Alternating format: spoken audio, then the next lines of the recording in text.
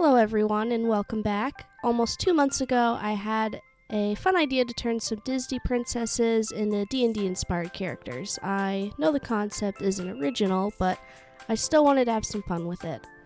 I decided to start with Ariel, not only because I thought her concept was the easiest, but The Little Mermaid was my favorite Disney movie as a child. I think the most obvious choice for Ariel would be a bard because of her love and talent for singing.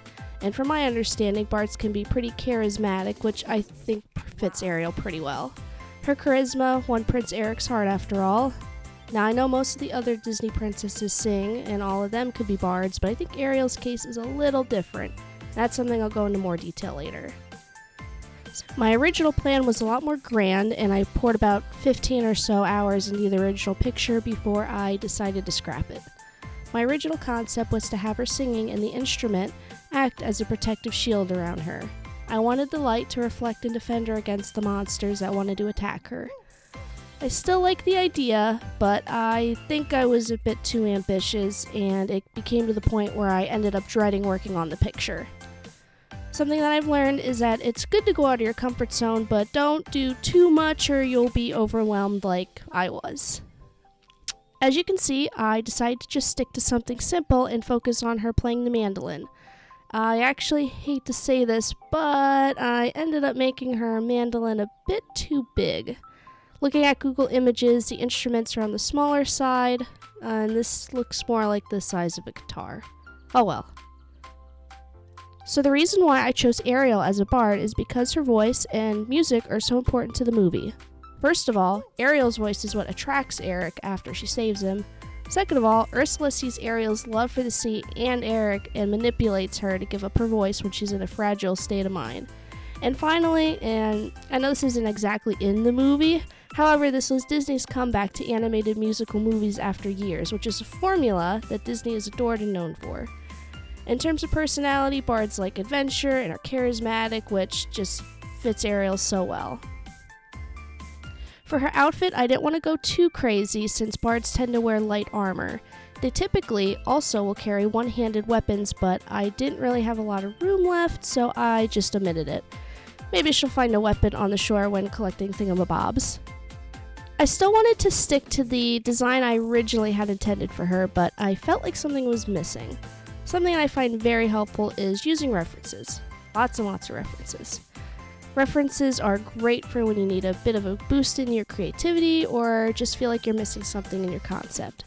I decided to do a quick Google image search and look up shell bra. I really like the concept design in the top left corner. I thought the design would be a great way to attach her cape rather than having the cape attached to the shell bra like I had originally intended. It just makes more sense this way. Now, here's what's great about references and how to utilize them. Use them for inspiration, but still make changes to make them your own. For instance, instead of just sticking to the design that this person came up with, I decided to change it to look more similar to a coral reef. I think something like that fits a lot better since she is under the sea. Now, I obviously need to add some kind of reference to the movie, so I decided to use the shell that sealed her voice and added it to her outfit. At first, I didn't think it would work because it is the shell that sealed her voice. However, when rewatching the movie, I realized something. When Ursula captures Eric's attention for the first time, the voice is used as a spell, a hypnotic spell like charm. Since it is supposed to be D&D inspired, why not pretend that the shell can be used to cast a spell? Ariel can use charm on her enemies with this. Maybe it's obvious, but I still really like the idea.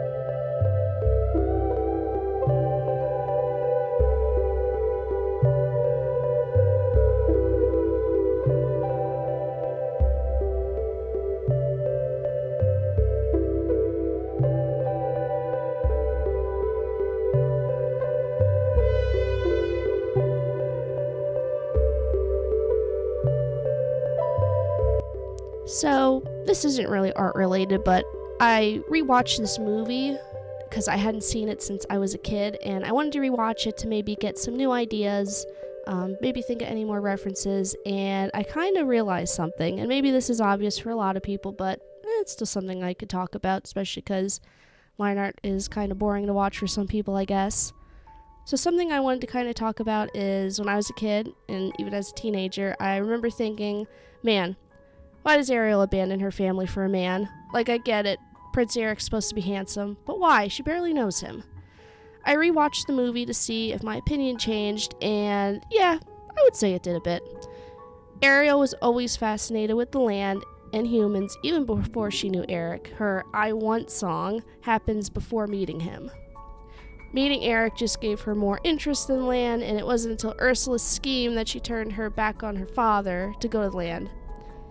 You know what, even then, I wouldn't say she turned her back. Ursula, being the sea witch that she is, took advantage of Ariel when she was so sad. Her father had just destroyed her collection, which I assume took months or even years to collect.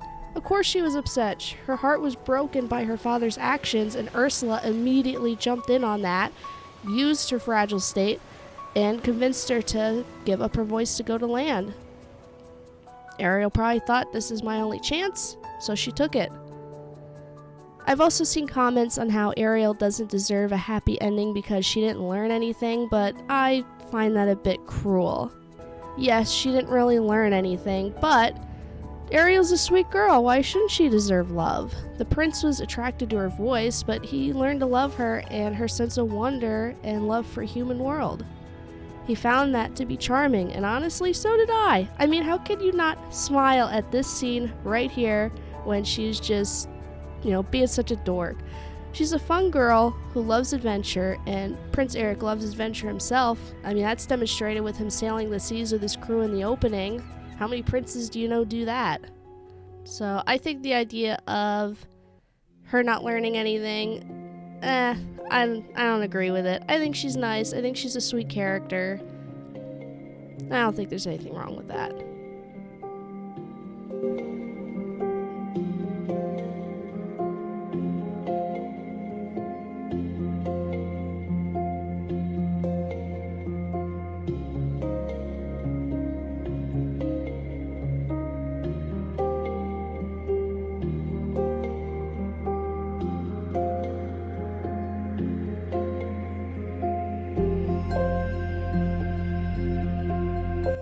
Alright, and here we come to the colors, the most painful part whenever I'm drawing.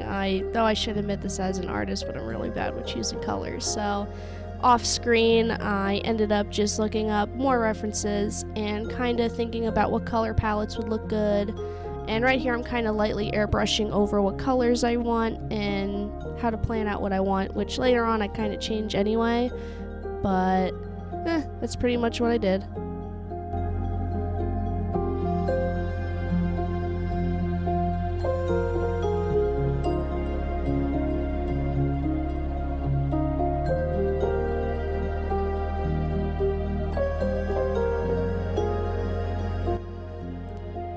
Looking back, rewatching me painting this and editing this, I forgot to add, her other part of her arm, the upper part of her arm on the left side. Oh, man.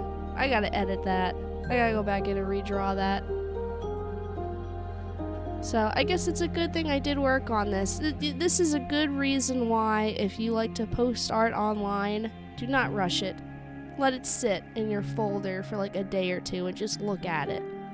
And see, am I missing something? Do I want to change anything? Because she's missing her arm.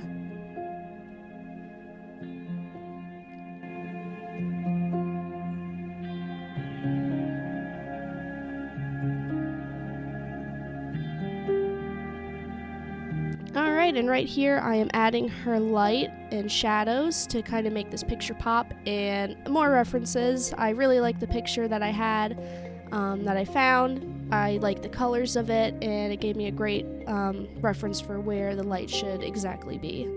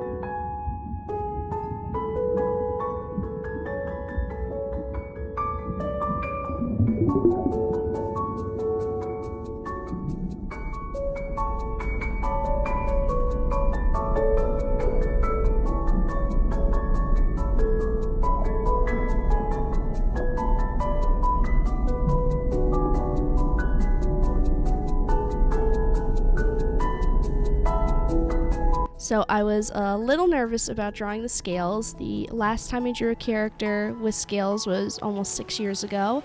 I drew a picture of Mia from Monster Musume, and it was the very first picture I posted on DeviantArt. So before going into the drawing, I actually decided to watch a video by Genevieve's Design Studio about how to draw and color scales. If you want to learn about how to draw scales, go to her video since she goes in a lot more detail and can explain it a lot better than I can. But basically, I'll show a little picture of what I did to draw the basic shape, and I just did that on repeat over and over and over again.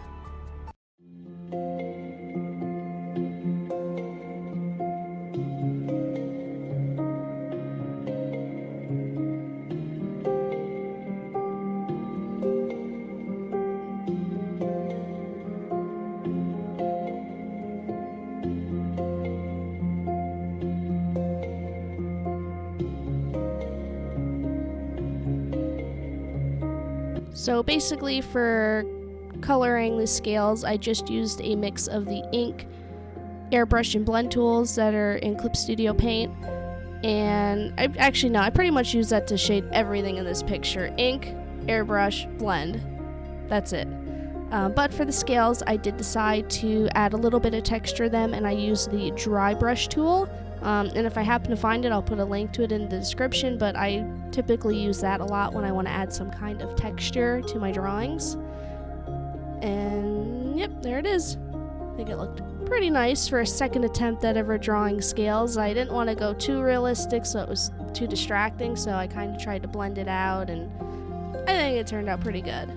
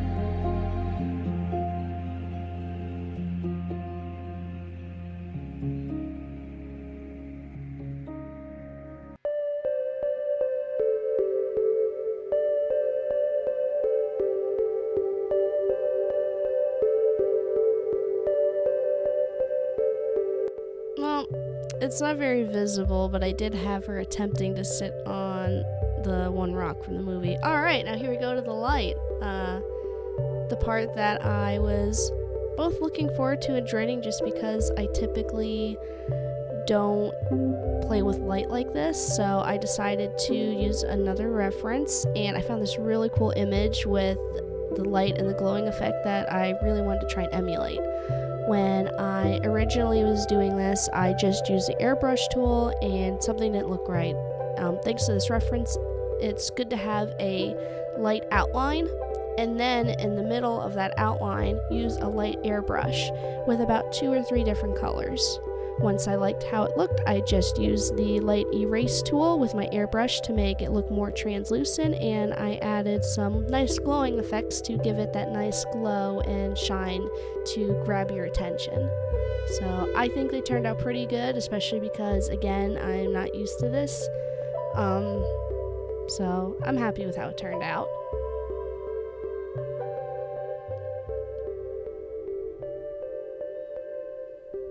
Now right here, I'm just using a light yellow to add a bit more glow around her because, you know, the light is going to be a little bit more reflective, and I still want to make her pop. I don't want the glow to necessarily outshine her.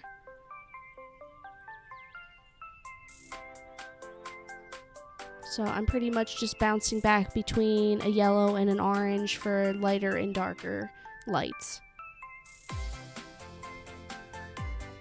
Now right here, I was trying to think of a background to put in because I feel like just having a gradient doesn't make an image pop, but later on I ended up scrapping it. I just didn't like it. I felt, you know what, for this picture I don't want to go into too much detail with the background. Let me just add some bubbles and just play around with the gradient a bit. And I think simple is better in this case. Maybe in future pictures I'll have more detailed backgrounds, but for now, I think this is good enough. So for the bubbles here, I just did a light outline with the ink tool, and I used different shades of light and darker blue to kind of shade in with the airbrush, and then I just used the blur tool to blur them all out, make them look a little bit more faded. I didn't want them to be too strong, so it was pretty simple. And finally, for cleaning up, I'm just going to kind of get rid of some of the line art and make it look more natural, like the scales. That way it's not like a big line, and we're fading away to the final picture, and there it is. I'm pretty happy with how it turned out. Yes, it's not as detailed as my original plan, but I'm still pretty happy with it. It is frustrating having to scrap a picture, but if it means getting a better result, then I feel like it's always worth it. What do you think? Does the Bard class fit her? Is there anything else I should have did differently with her design? Or hey, maybe if you have any ideas for a character and what you think they should be, I'm open ears. Thank you for watching, and I hope to see you in another video of mine. See ya!